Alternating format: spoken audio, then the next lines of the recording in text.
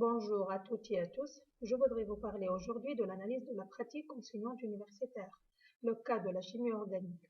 C'est une partie de ma thèse sous la direction du professeur Shiraz Mekilem. Le contexte général de cette recherche, il s'agit donc d'une étude de cas empirique. Notre objectif est de décrire et comprendre la pratique d'un enseignant universitaire expert en chimie organique. L'analyse se fait dans le cadre de la théorie de l'action conjointe en didactique. Nous constatons que la majorité des recherches qui utilisent cette théorie portent sur l'enseignement primaire et secondaire. Néanmoins, les séquences d'enseignement-apprentissage sont rarement analysées dans la phase d'enseignement supérieur, au vu de la nature de l'exposé magistral dominant dans les universités, dû au phénomène de la massification du. D'autre part, les recherches antérieures en didactique de la chimie à l'université montrent que la chimie organique est une discipline complexe dans son enseignement et son apprentissage. Ces recherches ont bien traité les conceptions des apprenants ainsi que le volet épistémologique relatif à cette discipline. Mais l'instance enseignant n'a pas fait l'objet d'une recherche spécifique. Sur un autre plan, Collet et Vertion introduisent un autre cadre d'analyse des pratiques à l'université, c'est celui de savoir pédagogique disciplinaire. Ces chercheurs montrent que les enseignants universitaires sont formés dans des cadres disciplinaires, ce qui induit un processus de socialisation à une discipline donnée, d'où l'allégeance importante à la discipline d'appartenance pour l'enseignant-chercheur au détriment de sa fonction d'enseignant. Il paraît donc important que l'enseignant de cette discipline fasse l'objet d'une recherche en didactique portant sur l'analyse de sa pratique in situ. Nous orientons notre recherche par les deux questions suivantes. Quelles sont les caractéristiques de la dynamique de la science observée? Et s'agit-il d'une spécificité dans l'analyse dans une situation d'enseignement-apprentissage en supérieur? Passons au savoir en jeu dans la science observée. Le savoir porte en une première partie sur la projection de Fischer, où l'enseignant demande aux étudiants de donner la projection de Fischer des molécules suivantes. La deuxième partie porte sur les formules semi-développées planes d'une chair carbonée, où l'enseignant demande aux étudiants d'écrire toutes les formules semi-développées planes possibles des formules moléculaires suivantes. Notre cadre théorique est celui de la théorie de l'action conjointe en didactique. Cette théorie est une théorie de la pratique qui s'appuie sur le postulat anthropologique qui considère que la majorité de nos actions est conjointe.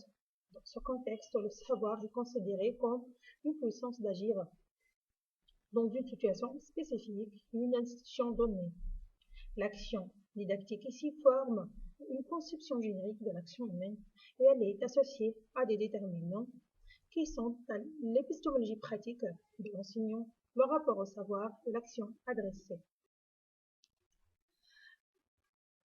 Cette théorie modélise les pratiques comme des jeux, où le jeu forme un modèle pour comprendre et expliquer l'action humaine dans une situation d'enseignement-apprentissage.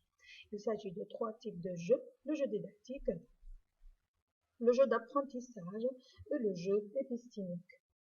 Dans ce présent travail, nous nous intéressons au jeu d'apprentissage. Ce jeu est défini par le passage d'une scène à une autre, par la production à chaque passage d'un nouvel enjeu savoir. Il est décrit à travers le doublé contrat-milieu, où l'action didactique consiste à utiliser le pouvoir d'assimilation du système contrat jusqu'à l'accommodation au système milieu. Nous nous appuyons aussi sur les descripteurs de jeu, notamment le triplet de Genève et le quadruplet de technique didactique. Pour étudier ce cas, nous adoptons une méthodologie spécifique qui se repose pour le recueil de données sur l'enregistrement vidéo de la science de classe. Et nous faisons appel aussi à la fiche de TD, une prise de notes de correction par un étudiant et la partie du cours relative au savoir en jeu pour construire une base de données à analyser de façon assez précise. Donc, pour le traitement des données, nous avons traité ces données à l'aide de Transana, un logiciel de traitement des données vidéographiques. Voilà l'impression d'écran de l'interface de Transana. Ici la vidéo de la séance la transcription de la conversation décomposée en thèmes et jeux d'apprentissage. Nous avons effectué une analyse aux épisodes interactionnels, d'un part par l'affectation des mots-clés relatifs aux triplés de genèse et aux techniques didactiques, et d'autre part par la construction d'un synopsis. Nous avons trouvé système et terrain de jeu d'apprentissage. Passons à présenter le résultat obtenu. Donc, nous avons pu caractériser les pratiques selon la manière dont le savoir est construit durant la séance de classe observée. Ce graphique englobe l'évolution des mots-clés relatifs à la dynamique de savoir durant la séance observée. Nous constatons que la science est caractérisée par une chronogénèse rapide, d'une manière générale, notamment du côté de l'enseignant. Dans une lusogénèse riche en introduction de nouveaux éléments de savoir, l'enseignant utilise les techniques définies d'évoluer et institutionnaliser d'une manière alternative, ce qui crée une certaine dynamique à la science. Nous choisissons d'analyser la topogénèse en fonction des techniques didactiques. La science est caractérisée par une topogénèse générale mixte. En effet, chaque moment de définition de savoir de la part de l'enseignant est accompagné par une dévolution et ensuite une institutionnalisation. Ça d'une part.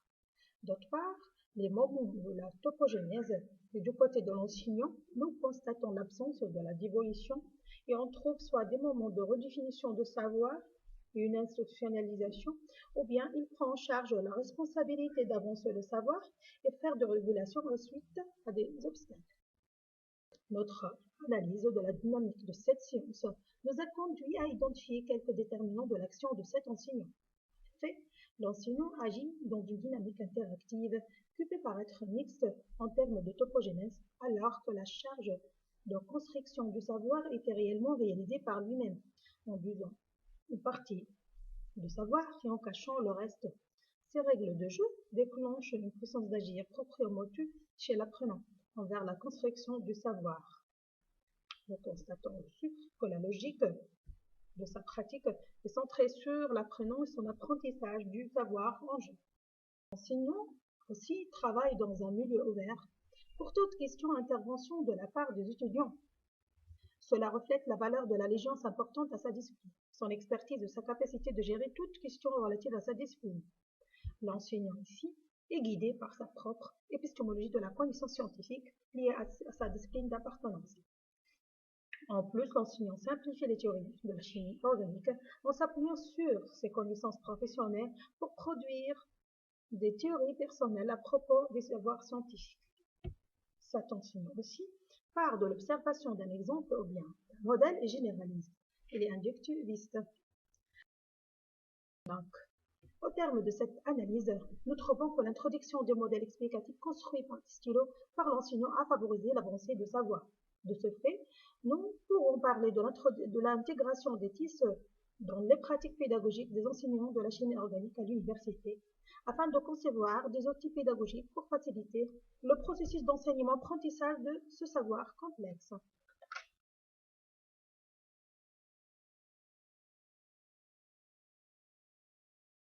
Pour conclure, notre travail consiste en une étude de cas empirique dont notre objectif est de décrire et comprendre la pratique d'un professeur universitaire expert en chimie organique à partir de sa mise en œuvre de savoir. Notre analyse dans le cadre de la TSCD montre que le savoir est construit dans une dynamique coopérative caractérisée par une chronogénèse rapide, notamment du côté de l'enseignant, dans une mésogénèse de forte densité épistimique, où la topogénèse apparaît mixte suite aux règles de jeu définies par l'enseignant. L'enseignant aussi agit sur deux dimensions dialectiques. La première était entre le connu et l'inconnu, et la deuxième était l'expression et la réticence. L'enseignant a un déterminant d'action spécifique, sa propre épistémologie de la connaissance scientifique liée à la discipline d'appartenance.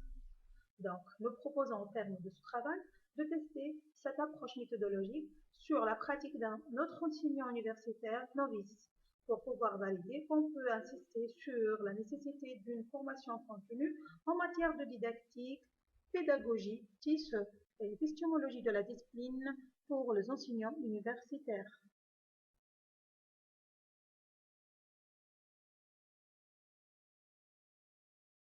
Merci de votre attention.